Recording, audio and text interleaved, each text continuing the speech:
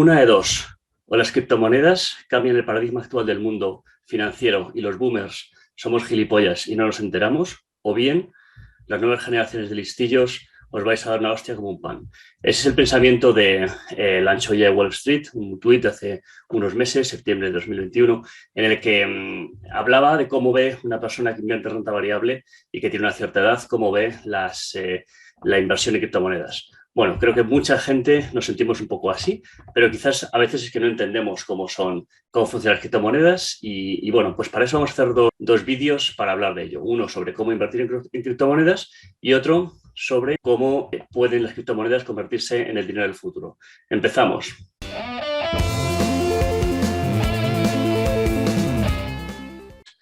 Hola a todos y bienvenidos a este nuevo podcast y vídeo del proyecto Value for All. Mi nombre es Gustavo Morales y hoy estamos con Francisco Tajada, Lostao en este caso. Francisco, ¿qué tal? Hola, buenas, muy bien, encantado de estar aquí otra vez. Otra vez, otra vez. Un Bueno, honor. como veis hoy tenemos a Francisco el joven, ¿no? Estuvimos hace unas semanas con tu padre, que estuvo hablando de su trabajo como gestor de fondos, que fue una entrevista que me gustó mucho hacer. Y bueno, hoy te tenemos de nuevo a ti, ingeniero industrial, máster en ingeniería industrial por la Universidad Politécnica de Madrid, o sea que has sido uno nuestro. Y con tu trabajo fin de máster has participado ya anteriormente en el proyecto Value for All, estudiando la burbuja de la bolsa, que le hemos vuelto a publicar hace unos días como un vídeo también en nuestro canal.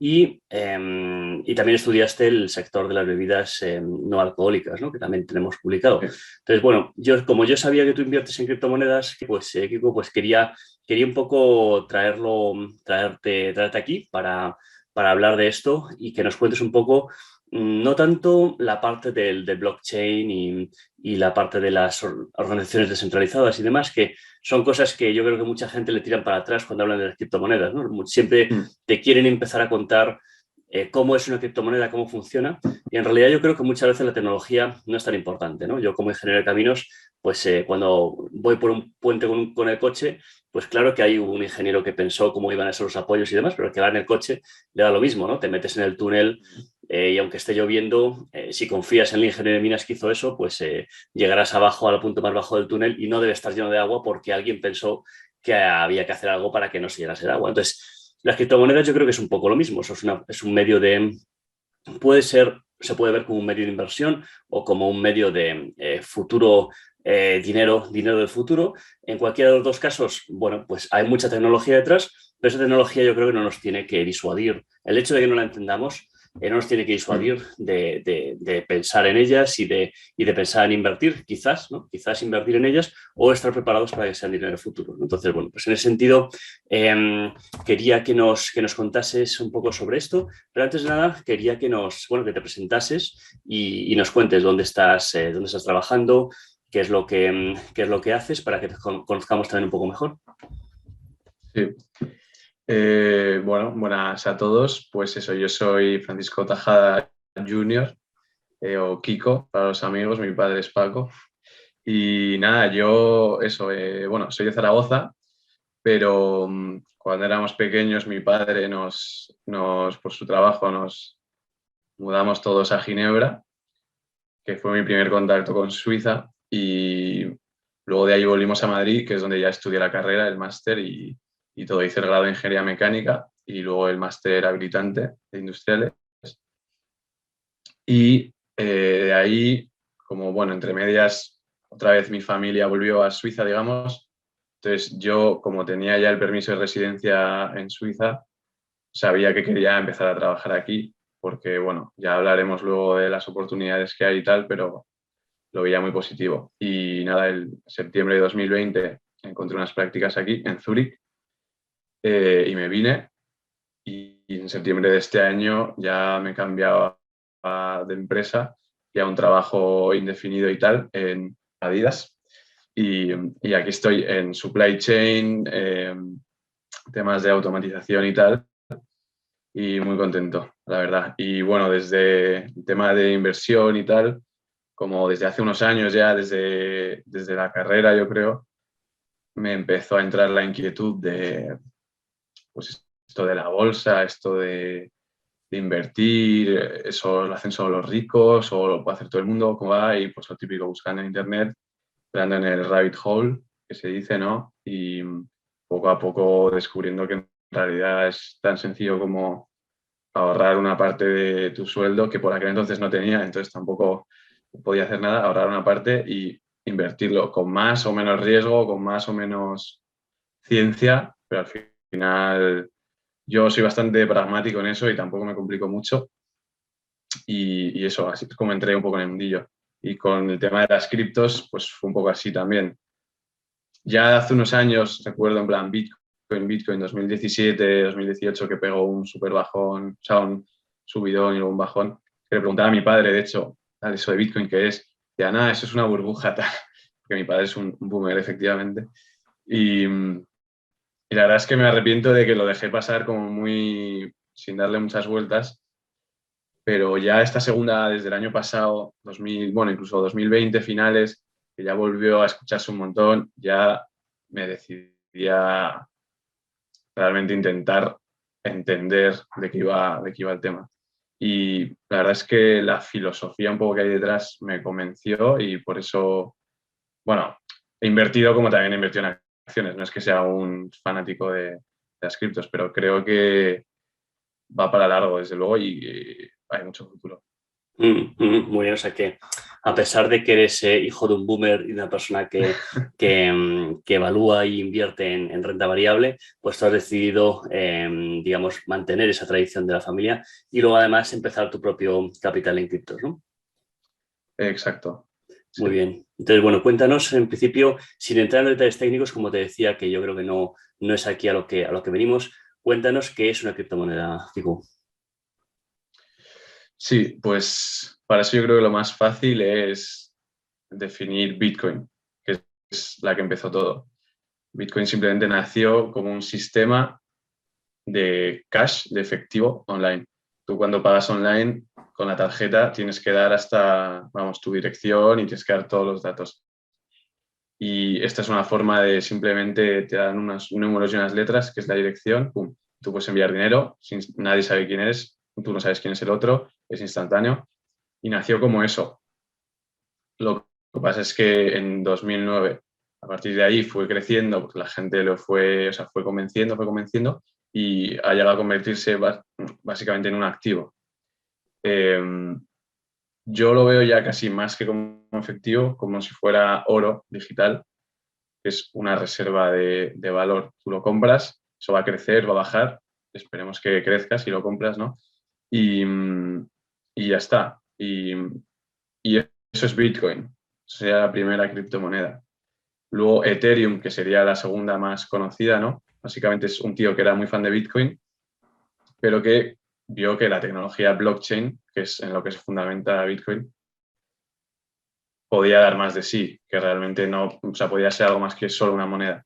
Y de hecho él lo que hizo con Ethereum lo quería hacer con Bitcoin, como mejorarla, pero los fanáticos de Bitcoin como que no le dejaron y entonces fundó Ethereum, que básicamente es otra criptomoneda que además de pagos, pues puedes hacer todo el tema de los smart contracts y tal, que es, o sea, programarlo y bueno, no vamos a entrar en los detalles, pero desde ahí los NFTs que también están muy en auge hoy en día y eso, entonces es como Bitcoin llevado un paso más allá.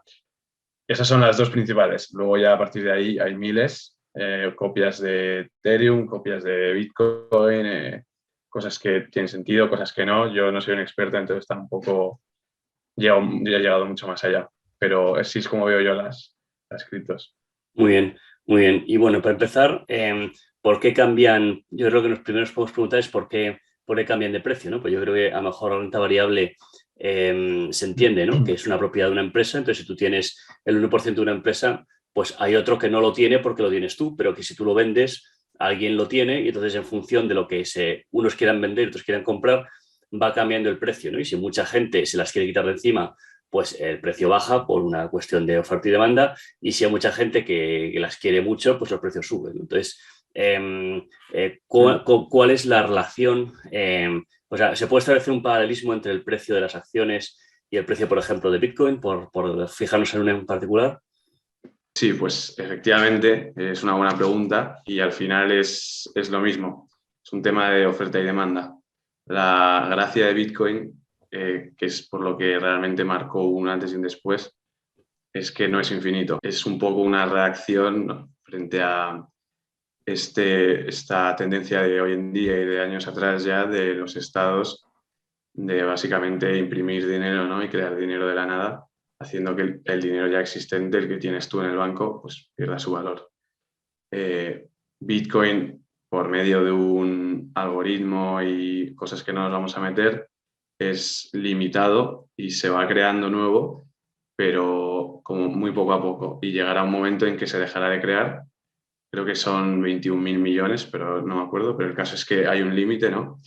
Y entonces al final es lo mismo. Yo tengo Bitcoin, tú quieres meterte, te lo vendo porque determina el mercado.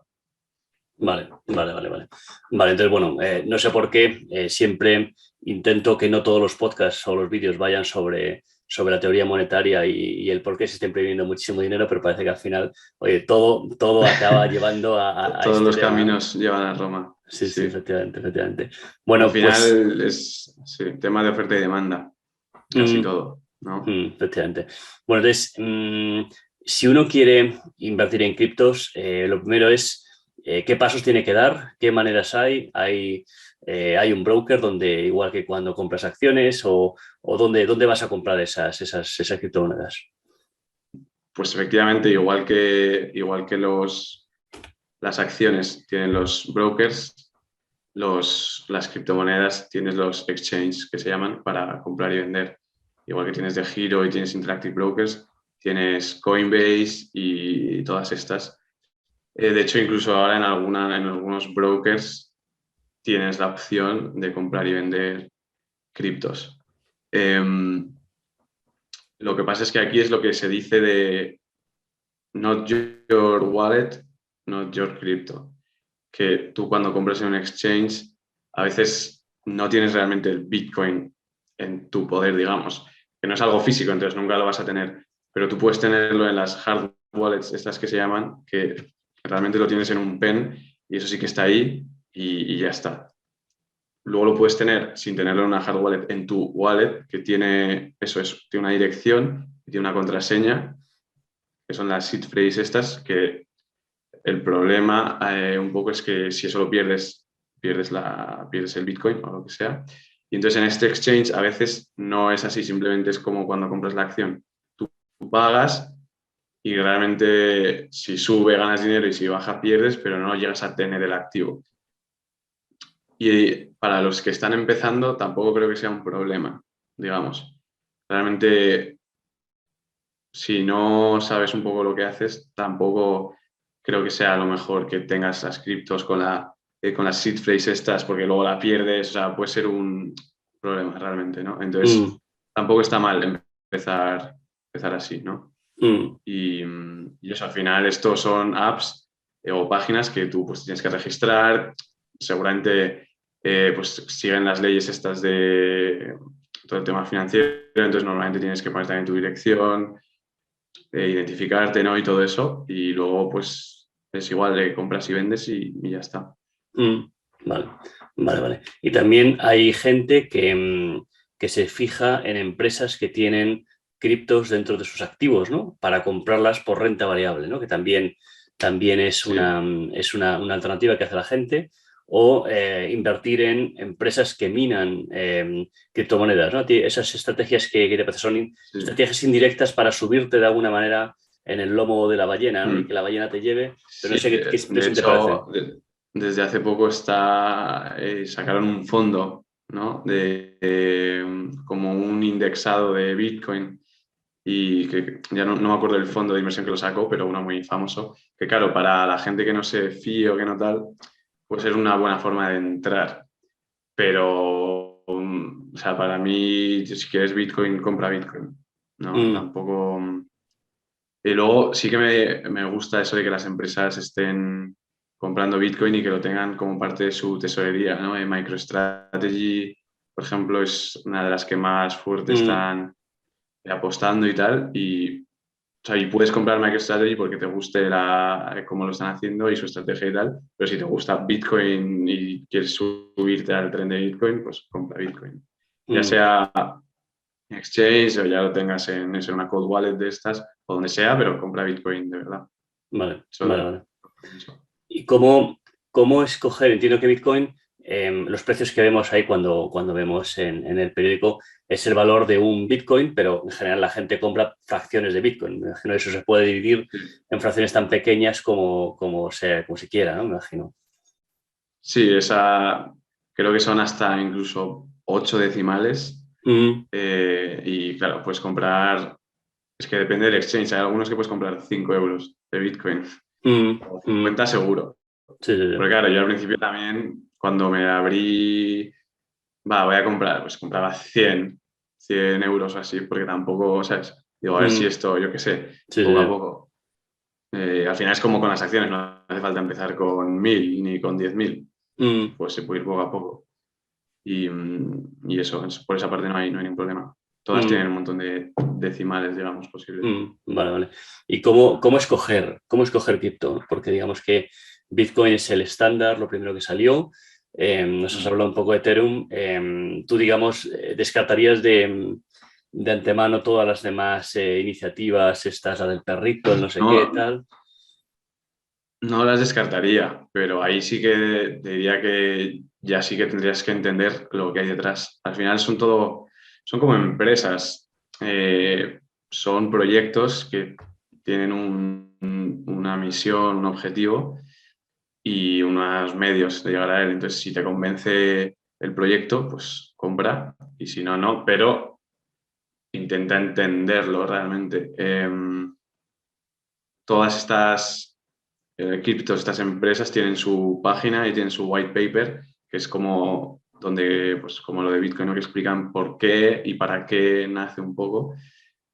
Y yo simplemente, hasta donde he llegado realmente un poco en profundidad, es Bitcoin y Ethereum.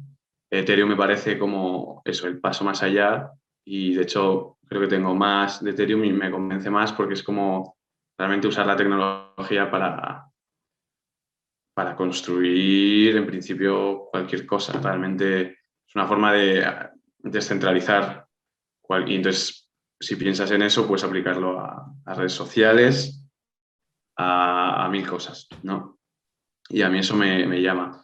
Luego hay un montón de criptos distintas, muchas se parecen mucho a Ethereum, algunas son como un Ethereum 2.0, algunas se llaman el Ethereum Killer, porque se supone, pero al final ahí sigue, ¿no? Y eso, yo sí que hay algunas más, por ejemplo, Solana, que también se usa, también están haciendo NFTs con ella, entonces que también tiene que ser interesante. Pero simplemente si vas a explorar y tal, pues diría que te informes, ¿no? Muy bien. Porque aquí, digamos, a diferencia de la renta variable, que uno puede mínimamente entender los fundamentales de la empresa, ¿no? Lo que, digamos, como has hecho tú en renta variable, ¿no? En mirar Pepsi, Coca-Cola, Monster y ver, bueno, pues esta parece que tiene estos activos, esta reparte un dividendo, esta tiene más deuda, otra tiene menos deuda.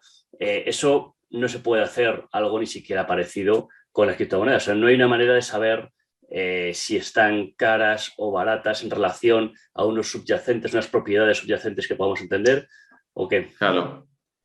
Sí, ese es un poco el problema, pero al final es todo bastante transparente. O sea, tienes otra información distinta porque no es una empresa que compra y vende, pero la información está ahí y si tú sabes y tal, puedes sopesar un poco, ¿no? Las distintas ventajas e inconvenientes. Y solo hay algunas que sí que son una mierda, digamos, las shitcoins y tal, que ya hablaremos, ¿no? Entonces, es un poco también hay que saber distinguir. Porque una de las mentes que yo creo que son más preclaras ahora de los tiempos que vivimos es Nicolás Taleb, ¿no? Y él tenía un artículo, hizo unas declaraciones hace unos meses diciendo que en realidad el valor fundamental de Bitcoin es cero, ¿no? Porque en realidad no se le pueden aplicar los análisis que se hacen para las empresas y entonces eso hace, y el hecho de que no pague dividendos ni vaya a pagar dividendos y que sea solo, digamos, crecimiento y posiblemente solo especulación, hace que su valor sea cero, ¿no? Lo que hizo saltar a mucha gente, entre otros Juan Ramón Rayo, como una fiera, Sí, ¿no? ¿Qué te parece Sí, eso? pero eso también lo decía menos radical mi padre un poco, porque es verdad que tú no puedes, o sea, tú al final una empresa más tradicional, pues a ver, en plan, por ejemplo, Amancio Ortega, creo que no es Inditex, creo que es otra parte que tiene un montón de edificios en Nueva York, ¿sabes? Mm, En todas estas, en calles emblemáticas y tal, y entonces tú sabes que, joder, esa empresa tiene ya solo eso, que vale un montón de dinero, y entonces pase lo que pase, tiene ese respaldo. mm, Y eso sí, lo entiendo, pero es que creo que cada vez más vamos a ir en este otro sentido de todo lo digital, todo un poco lo intangible y ya no se aplica las mismas reglas, ¿sabes? Entonces el mm, problema no está en que el valor sea cero, sino en que no lo puedes calcular igual, creo mm, yo. Pero mm. claro, es un punto negativo, digamos, es una cosa a tener en cuenta, efectivamente. O sea, técnicamente sí que se puede ir a cero en cualquier momento y tú pierdes todo lo que has puesto. Claro, Se puede ir a hacer una empresa, sí. pero vamos, que sí. Mm, Mm. mm. ¿Y cómo convives en ese entorno en el que no se pueden realmente hacer muchos análisis, ¿no? Sobre cuál podría ser el precio objetivo, el precio al que puede llegar? ¿Cómo convives como inversor con tu mente inversora y tu mente especuladora, ¿no? O sea, al final tú compras hoy a 30 Sí, y no sabes si se puede ir a 60 o puede bajar a 15. Si baja a 15, pues tendrías miedo de comprar más porque eso, bueno, te hace bajar tu precio medio, pero también puede ser que estés comprando simplemente una cosa que cae ya hasta cero, ¿no? Entonces, ¿cómo se convive con eso y sí, cómo se lidia psicológicamente con eso? sí, pues ahí entra la parte de un poco la filosofía, el proyecto Llámalo X, de si tú confías en que a largo plazo eso tiene sentido o no. Mm, Yo realmente me lo tomo así, o sea, yo compro Bitcoin, compro Ethereum y sé que no voy a vender, punto. Porque confío que o sea, de aquí en adelante eso puede subir, puede bajar, pero la tecnología, blockchain y todo eso está para quedarse, ¿no? Entonces, simplemente confío en que tiene sentido. Pero eso, si realmente compras y o sea, estás un poco, no, que suba hoy y tal, no sé qué, vendo, no sé, pues ahí sí, la puedes liar igual que la puedes liar con las acciones. Es que en eso también soy bastante pragmático. Yo no tengo un montón de ETFs, ¿no? O sea, de acciones de ETFs, fondos indexados, que compro al S&P 500 y confío en que eso, históricamente nunca hay un periodo de 20 años en el que eso haya perdido rentabilidad, ¿no?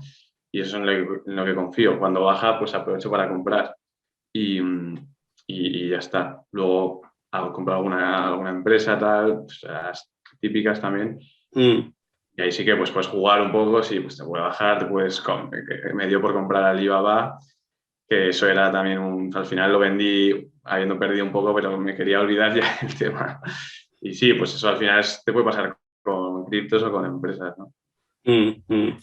Porque, ¿cuál es, digamos, tu tesis de fondo? Si esto no va a dar dividendos y tú piensas no vender, en realidad, digamos, los beneficios latentes que tú puedas tener, bueno, se quedan ahí, pero digamos que eso para tus futuros hijos o cuál es tu idea? ¿O tú realmente crees que esto va a ser dinero y un día lo usarás para comprar el pan? ¿O qué es lo que piensas? Buena pregunta. O sea, realmente, sí. O sea, bueno, ¿tú para qué compras oro, por ejemplo? ¿Para qué compra la gente oro? Mm, Es como una forma de guardar tu valor, ¿no? Tampoco esperas que suba. El oro se mantiene estable. O sea, es como un escudo contra la inflación, ¿no? O sea, no pierde valor, pero tampoco. eh, yo Bitcoin lo veo un poco así.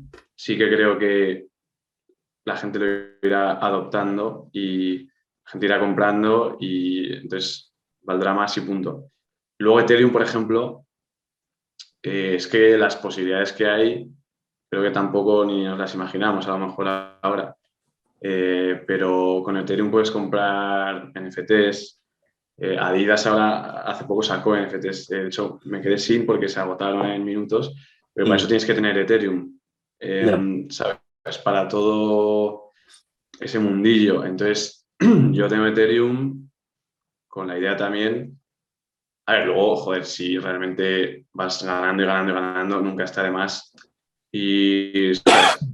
Vendiendo un poco y recogiendo beneficios, o sea, esto no es, tampoco te tienes que casar con el proyecto, ¿no? Pero Mm, eso, por ejemplo, Ethereum es que ahora puedes comprar NFTs, pues tal, pero es que luego igual en el futuro también, con todo el tema del metaverso y todo eso, es que, o sea, seguramente sea el medio de pago, digamos, del mundo digital aquí en adelante. Entonces, pues por eso, te conviene tener, yo creo. muy bien. Y oye, ya una última pregunta sobre la parte de las criptos. ¿Cómo valoras tú un poco como esa toxicidad de las redes sociales, ¿no? De la gente se pone los ojos de color rojo, ¿no? Esa idea de aquí se holdea con cojones, en fin, todo eso tú Sí. cómo lo ves, cómo lo vives y que crees que tiene impacto, crees que eso impacta luego en que la gente se meta sin entender y eso hace subir los precios o crees que, Sí, ¿cómo lo ves? sí, a ver, al final eso es un tema delicado. Cualquier fanatismo es peligroso en cualquier aspecto, ¿no? Entonces, siempre que hay gente que realmente cree que es el santo grial, todo el tema de criptos y que eso, y hay que holdear sí o sí y no sé qué, es peligroso, sobre todo porque si hay gente que por puro FOMO, ¿no? Esto de Fear of Missing Out, se mete ¿sabes? Cuando estaba en máximos Bitcoin es cuando más se metió la gente, a 60.000, y claro, si eres un poco salvaje, pues te has podido meter una buena hostia, porque ahora sigue bastante más bajo, ¿no? Entonces, eso es peligroso, pero eso pasa con cualquier cosa, ¿no? O sea, al final eso no es culpa de las criptos, eso es la gente que es muy, sobre todo en las redes sociales, ¿no? Hoy en día, muy visceral y todo el mundo va con una idea a muerte, ya sea de criptos, ya sea de política o de fútbol, y el que no esté conmigo está contra mí y tal. Mm, mm. Pero eso, con ser una persona normal y un poco cautelosa, yo creo que te lo evitas. Mm, mm. Muy bien, entonces, bueno, al final yo creo que, digamos, como resumen un poco de lo que hemos hablado, invertir en criptos, igual que invertir en renta variable, es importante siempre invertir aquella parte de tu ahorro de que puedes renunciar en el corto plazo, Eso, por supuesto. no Sí, invertir lo que necesitas para pagar tu boda, ni para comprarte un coche, ni para comprar la comida mañana. Por exacto. supuesto, no pedir jamás un crédito para invertirlo ni en renta variable, No, eso, ni eso en no criptomonedas, ni en nada. vayas a necesitar a corto, medio plazo según la cantidad, ¿no? Pero, exacto. Pero eso, exacto, no es solo para criptos, eso se aplica a cualquier cosa.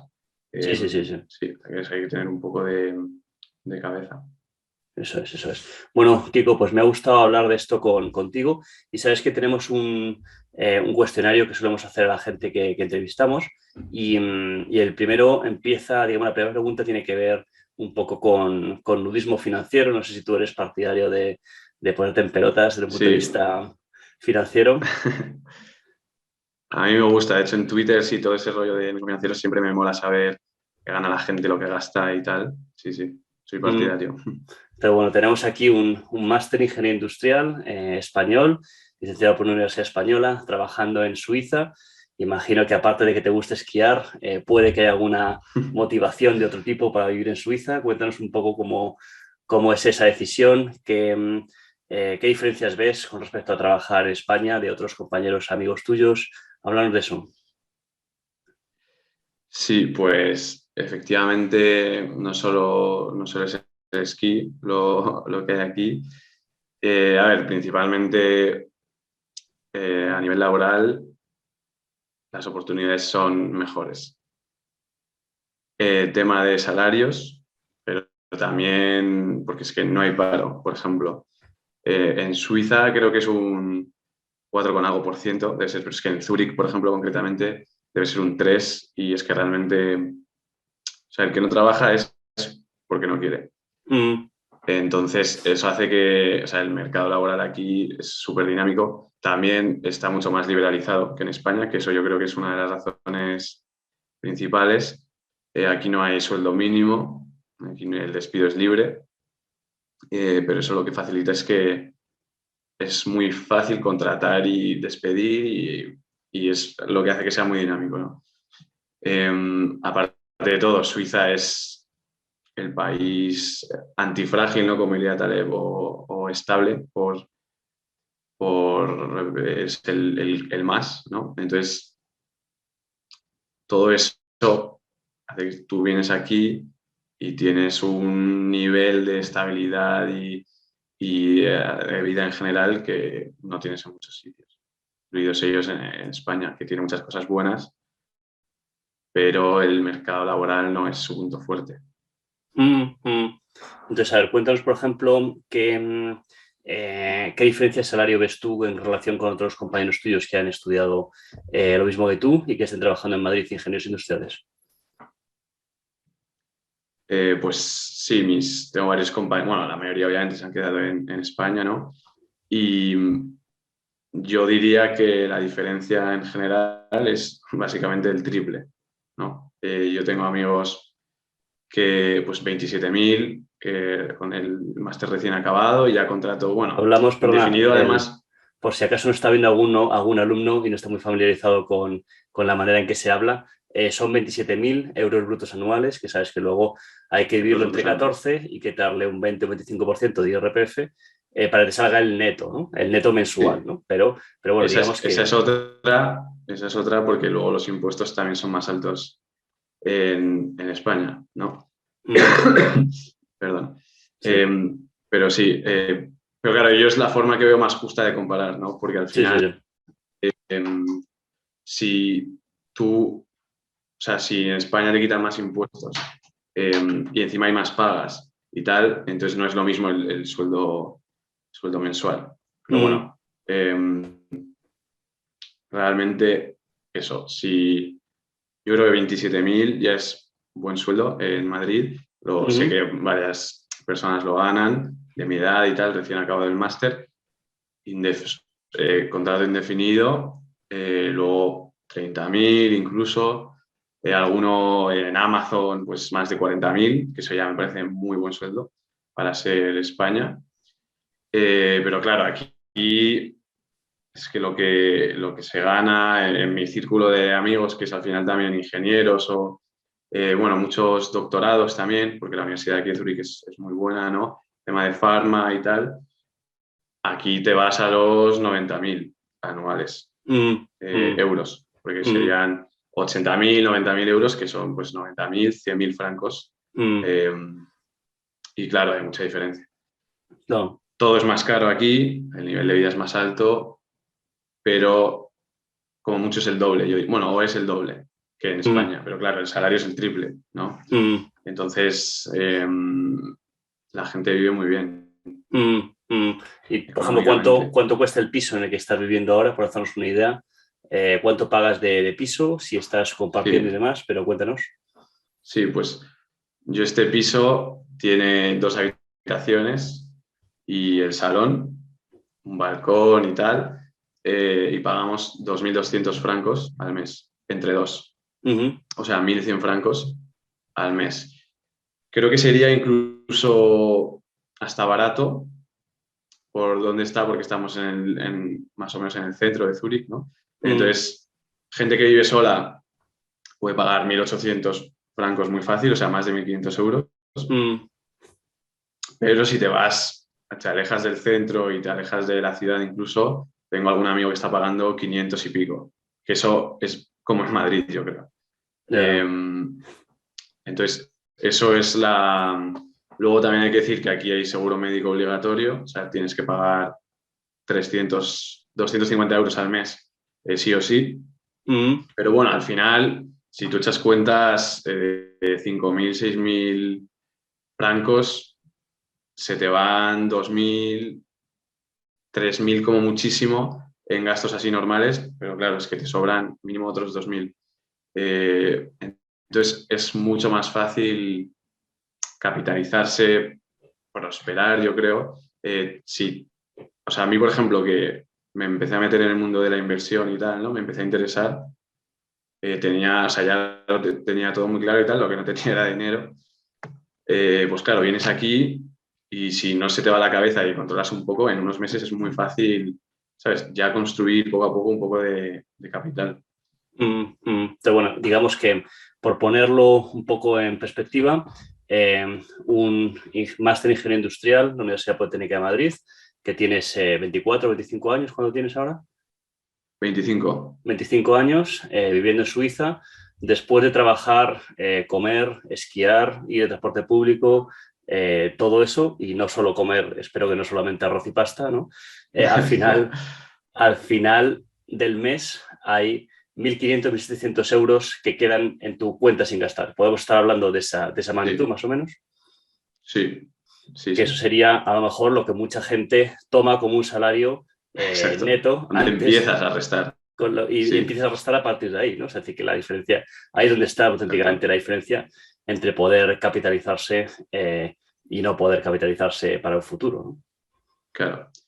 Esa es la cosa. Al final, eso, si lo aplicamos el interés compuesto que tanto nos gusta en este mundillo, Sí. eso si lo alargas 10 años puede hacer una diferencia muy importante. Y luego Mm, puedes volver a España, por ejemplo, pero ya con un colchón y una seguridad que te tranquiliza mucho, ¿no? De cara al futuro. Eso si no te quedas, porque luego mucha gente se queda aquí.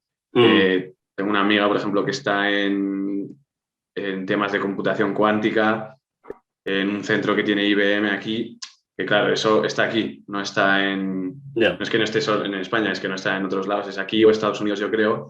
sí. La Universidad de Zúrich es el top 5 de ingeniería, ¿no? Del Mm, mundo. Entonces ya no solo dinero, también tienes aquí unas oportunidades laborales que a mucha gente hace que le cueste mucho volver, ¿no? Que le claro. sea muy difícil. Mm, mm. Vale. Bueno, pues claro, dejamos ya para un futuro, si hay interés, dejamos para un futuro el hablar cómo se hace para ir a vivir a Suiza y poder quedarse allí, ¿vale? Eso ya quizás tú eres la persona que mejor lo puede contar, pero no es el objeto, no es el objeto del vídeo Sí, ya me he de... traído algún amigo aquí, Ya te has traído o sea que alguno, eso ¿no? podemos hablar de ello más adelante. Muy bien, muy bien. Bueno, pues eso puede ser también una cosa interesante para más adelante. Bueno, teníamos luego otras preguntas en nuestro cuestionario que tiene que ver con cosas relacionadas con el pensamiento político, económico y de administración de empresas, ¿no? Un poco indirectas, preguntas que son de tipo abierto, ¿no? Que no hay una respuesta solamente sí o no, sino que puedes un poco elaborar, ¿no? Y la primera de ellas tiene que ver con el Real Madrid. Imagino que igual que tu padre te gusta el fútbol y serás igual de Zaragoza, ¿no? Igual Sí, que él. sí, a mí me gusta más que a él. Le gusta. Bueno, yo soy muy del Madrid, la verdad, porque al final he estado 10 años viviendo en Mm, Madrid y es cuando realmente me empecé a interesar por el fútbol, con mis ah, primos, tal. sí. Pero bueno, el Zaragoza, o sea, asumo que el Zaragoza ahora está en segunda y la verdad es que no pinta nada bien. Mm, Pero bueno, sí, bueno, entonces la primera pregunta es precisamente sobre el Real Madrid, ¿no? Sabes que está renovando el Bernabéu, se ha gastado ahí en torno a 800 millones de euros, es un número que se ha publicado y posiblemente haber hecho un estadio fuera de la ciudad le hubiera resultado mucho más barato, pero han optado por aferrarse a esos terrenos, ¿no? Ahora, hace poco ha salido la noticia de que Florentino ha llegado al acuerdo con unos americanos para que le paguen no sé si 200 millones al año por utilizar el estadio para eventos y demás. No sé si eso realmente será ah, así, claro. Porque si fuera así, entonces la pregunta ya no tiene sentido, ¿no? Porque entonces sí que es más rentable, claro, mantener el Bernabéu, ¿no? Pero digamos, sin saber eso, claro. tú con tu experiencia de haber viajado por ahí y demás, ¿tú crees que es acierto el Real Madrid aferrándose a un activo en un sitio determinado de la ciudad o es preferible bueno, pues no aferrarse a eso, ¿no? Y ahora uno puede tener una licenciatura por el MIT en Arabia Saudita, ¿no? Es decir, que uno no tiene que ir uno a Massachusetts, sino que uno va a Arabia Saudita y allí Ya. se desplazan los profesores y se hace lo que sea para que uno tenga su título de MIT, ¿no? Entonces, bueno, yo creo que quería saber un poco cuál es tu sensación de esa cosa, si es muy de boomers el aferrarse a esos activos infrautilizados, a esos activos, digamos, físicos, o no, ¿cómo lo ves? Pues sí, yo en general soy muy, porque por ejemplo en España, si en algo se inviertes en construcción, en ladrillos, sí o sí, todo el mundo, y es como que nadie, todo lo demás es como magia negra, y es lo que se fía a la gente, y eso estoy muy en contra. Pero el estadio, Es que yo en su momento sí que vi ya que pretendía hacer eso de, no sabía que eran 200 millones, pero eso de realmente aprovecharlo al máximo en, por ejemplo, todo el tema del césped, ¿no? El vídeo ese que se quita y que lo puedes hacer un poco lo que sea, no solo conciertos, sino también ferias y tal. Y luego que es un poco un emblema de Madrid, ¿no? El Bernabéu, ahí en la Castellana, o sea, no está en cualquier sitio. Mm, O sea, yo, claro, tema de números, no sé si cuadrarán o no, supongo que sí, porque Florentino, si algo sabe, es o sea, el tema del business, ¿no? Pero sí que lo veo una buena decisión y para la ciudad de Madrid y tal, es mm, positivo. Y eso, luego yo creo que realmente lo intentarán aprovechar y le puedes sacar rentabilidad, ¿no? mm, Y de cara al futuro, de tener la cubierta y tal, creo que puede ser bueno.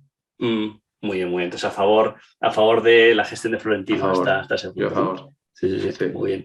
Bueno, oye, otra pregunta que no tiene que ver con fútbol, tiene que ver con una cosa muy, muy de moda en España, es el salario mínimo interprofesional y específicamente la subida, ¿no?, del salario mínimo interprofesional. Tú, claro, ahí como estás en Suiza, pues esto es como preguntarte si, en fin, pues qué te parecen los toros, ¿no? Me imagino que esto no es que no sé, te pillo Sí, totalmente a pie cambiado, pero bueno, cuéntanos un poco cuál es tu sensación, precisamente por estar ahí, ¿no? Por estar en una región, en un cantón donde no hay salario mínimo interprofesional, pues qué sensación te da esta idea de que el salario se quiera subir con esa idea de que así la gente pues gana más dinero y eso hace que haya movimiento económico, ¿no? Que parece que es un poco la razón que podía haber detrás de la idea de subir, ¿no? sí. Ahí, a ver, es un tema complicado. Yo tampoco soy un experto, ¿no? Pero yo lo que veo es que eso, aquí en Suiza no hay salario mínimo, o sea, todo es mucho más libre y al final la gente vive muy bien. Sí que creo que un mínimo sí que debe haber, ¿no? O sea, al final, bueno, se habla mucho de Estados Unidos, que la gente se muere de hambre y tal, tampoco creo que sea así, pero sí que un poco de red de seguridad puede que no venga mal. Ahora, cuando el salario mínimo lo intentas subir artificialmente, pues claro, o sea, al final es otra vez tema de oferta y demanda, parezco mi padre, pero o sea, si el mercado se mueve, pues se mueven unos precios, no es porque alguien lo quiera, no es porque el empresario diga, no, no, yo no quiero pagarle más dinero a este, porque realmente es lo que es lo justo, ¿no? O sea, entonces tú cuando subes mucho un precio, estás subiendo como si subes el precio de un producto, la demanda baja. Mm, Entonces, eso lo que hace es otra vez rigidizar un poco el mercado, ¿no? Así como aquí es más flexible y más dinámico, todas esas medidas lo que hace es que sea más difícil contratar a alguien, más caro, obviamente, y luego encima todos los temas de los despidos y tal. Creo que eso es casi más problema que el salario mínimo, cómo está el sistema laboral en España, que favorece mucho a los boomers, yo creo, están muy protegidos. Despedir mm, a un tío que lleva 20 años en la empresa te arruinas. Al final, yo he estado de prácticas en alguna empresa en Madrid y había algunas personas que es que estaban ahí porque salía más caro despedirlas que tenerlas ahí sin hacer nada. no, Es cuando llegas a ese punto, creo que ya no tiene sentido y además el que sale perjudicado al final es el joven. Los jóvenes les cuesta horrores o sea, entrar con un contrato bueno, que no sea temporal y tal, ¿no? mm. Pues así es como lo veo yo.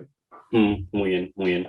Bueno, otra pregunta de fútbol, quizás ahora ya no tan complicada en los tiempos que vimos, es sobre Sergio Ramos. Sergio Ramos quería 2 años de contrato, Real Madrid le ofrecía uno, como a Modric, no es que tuvieran un trato, digamos, desfavorable para él, pero Sí, quizás es una persona que por esos minutos 94 de algún partido y demás se puede pensar que su contribución al club ha sido más importante que otros, ¿no? Entonces, se plantea un poco la disyuntiva, ¿no? Si una organización, no solo el Real Madrid, ¿no?, sino una organización en general, pone unas normas para sus trabajadores y luego hay trabajadores que no son iguales que otros, ¿no? Sí que pueden que sean mejores o que lo hagan, tengan más compromiso, pues me pregunto si bueno, pues si pensamos que pueda haber reglas especiales según las personas o si las reglas son las reglas.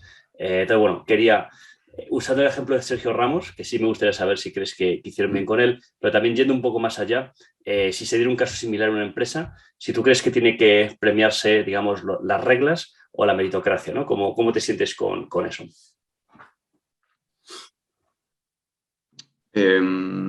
Bueno, a ver, yo creo en general sí que, o sea, yo soy muy defensor de la meritocracia, eso de que dicen que son los padres, yo creo que no. Eh, Obviamente hay gente que lo tiene más fácil, eso sí, siempre va a haber alguien que lo tenga más fácil que tú, pero también hay gente que lo tiene mucho más difícil. Y hoy en día creo que en realidad sí que hay meritocracia. Si tú eres espabilado y te buscas un poco la vida, puedes prosperar. Ahora bien, en el tema de Sergio Ramos, o sea, sí que ha dado mucho al club y sí que, o sea, se merece todos los halagos y todos los tal, pero en temas tan claros, digamos, como los contratos, los salarios, el, el Madrid siempre ha demostrado que el club siempre va antes que los jugadores, ¿no? O sea, que un jugador. Mm, A veces demasiado, ¿no? Esto también me acuerdo que lo comentasteis con mi padre. mm, Eh, Hay gente, pues Casillas o no sé quién, que se ha tenido que ir por la puerta de atrás, pero eso hace que a la larga, yo creo, el club siempre prevalezca, ¿no? mm, Entonces, y al final aquí otra vez que Florentino, o sea, yo creo que ha demostrado que todos esos temas los lleva bien. Entonces, yo me imagino que él diría, oye, estas son las condiciones, tal. No, pues yo no quiero, o sea, Ramos no me parece bien, no me parece bien, pues ahí está la puerta, gracias por todo, sin, o sea, al final, gracias por todo, ¿no? Pero ya mm, está, tampoco, mm. al final sí, tampoco puedes tensar tanto, estirar tanto el chicle, ¿no? Siendo Ramos. Ya.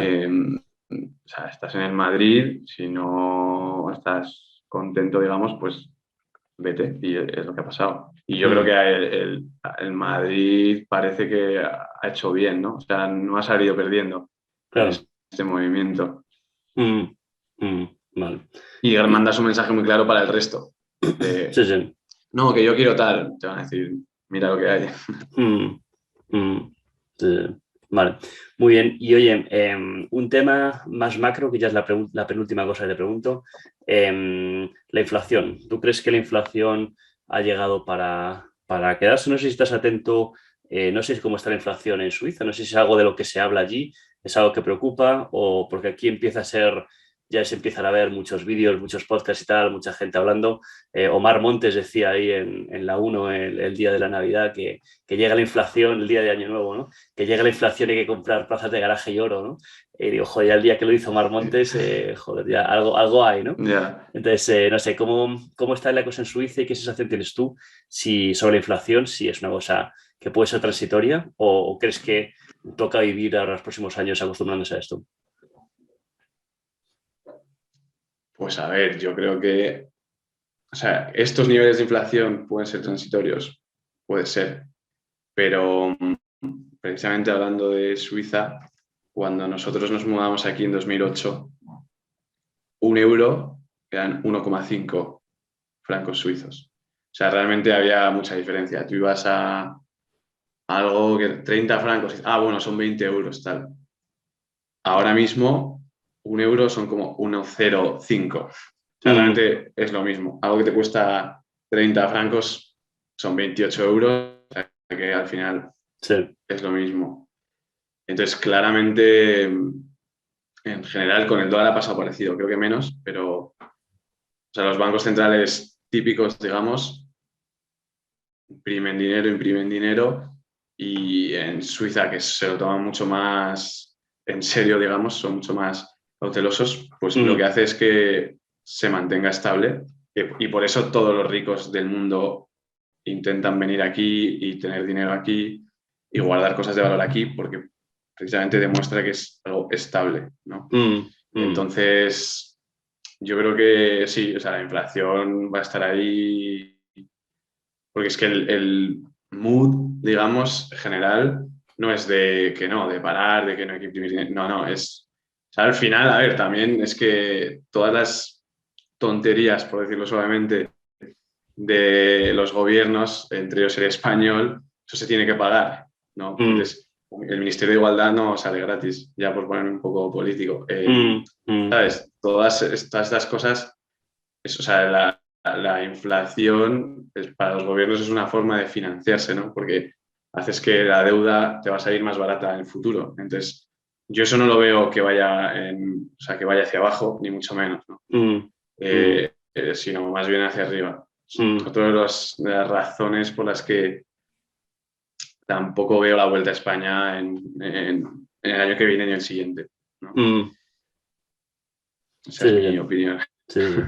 Sí, hombre, sí, realmente se está atribuyendo ahora mucho de la inflación a los cuellos de botella y demás, ¿no? Y que eso puede ser transitorio, pero si hay una fuerza subyacente, como tú dices, ¿no? De que es un problema de demasiada masa monetaria en la economía, ¿no? Demasiado dinero para la misma cantidad de bienes, pues claro, eso puede ser otra historia que no sea ya transitoria, sino que sea posiblemente, bueno, pues que llegue el invierno y que llegan tiempos muy difíciles para todos, ¿no? Entonces, bueno, pues veremos. Pero veo que tú sí que eres un poco pesimista en ese sentido y piensas que puede haber malos tiempos delante nuestro, ¿no?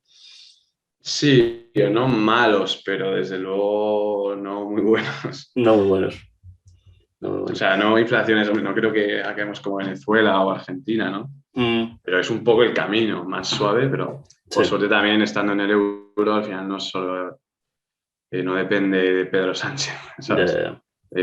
Está todo un poco más atado, pero bueno, la tónica general, yo creo. La tónica general. Muy bien. La última pregunta es más cotidiana. Si sabes cuánto vale un litro de leche en el súper, ahí en Suiza, te toca bajar a comprar, me imagino, ¿no? Sí.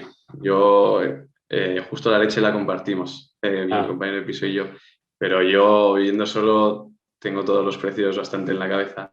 Un litro de leche aquí de marca blanca, tampoco somos muy exquisitos, vale como 1,40 francos. Pues sí, 1,30. Sí. Y me acuerdo que en España, por lo menos hace unos años, costaba como 60 céntimos, 70, ¿no? Entonces, pues se cumple más o menos eso de que es el doble, ¿no? Sí.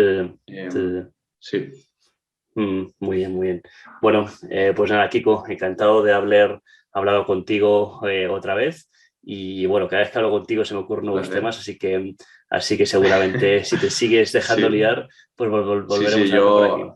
A mí el tema del podcast me gusta, la verdad. De hecho, a mi padre le estuve obligando hasta que apareció. Por cierto, he visto que es el vídeo más visto del canal. Efectivamente, es el top number one. A ver si lo superamos. Sí, a ver si lo superamos. Muy bien, pues nada, Kiko, encantado de verte, un saludo y que sigas muy bien por ahí, ¿vale? Sí, muchas gracias, ha sido un placer como siempre. Un abrazo. Nos vemos. Hasta ahora. Adiós.